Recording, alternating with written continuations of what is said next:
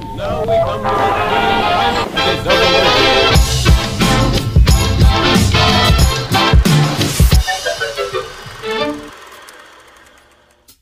Gawa tayo ng adobong manok with boiled egg.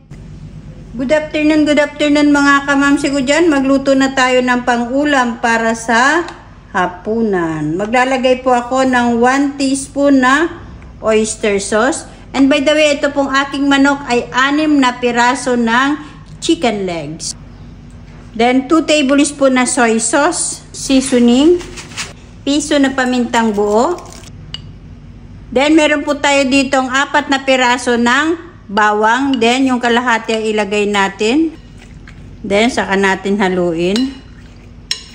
Marinate po natin ito kahit mga 10 minutes lang. Mag-start na tayo magluto. Ilagay na natin yung ating oil. 4 na piraso na patatas. Tatanggalin na natin. Ilagay na natin yung tinira natin na bawang.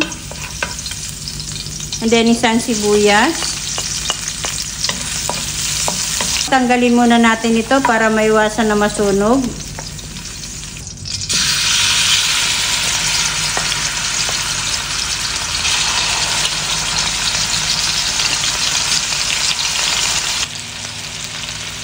Napakabango. Then, saka natin baligtarin. Sarap yan mga kamamsi, try nyo.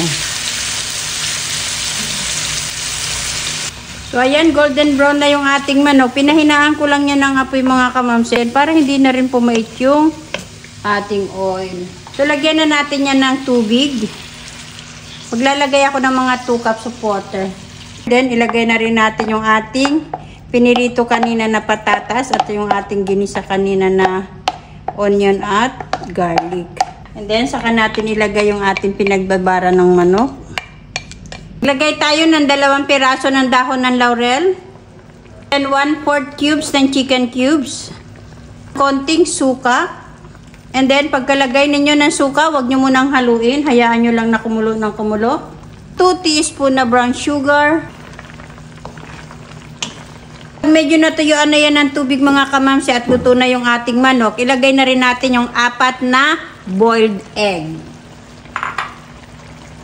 Saka natin yan haluin.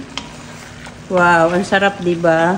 Timing na timing ito na panghanda ninyo mga kamamsi. Siguradong ubos yan kapag yan ang inihanda nyo sa Pasko.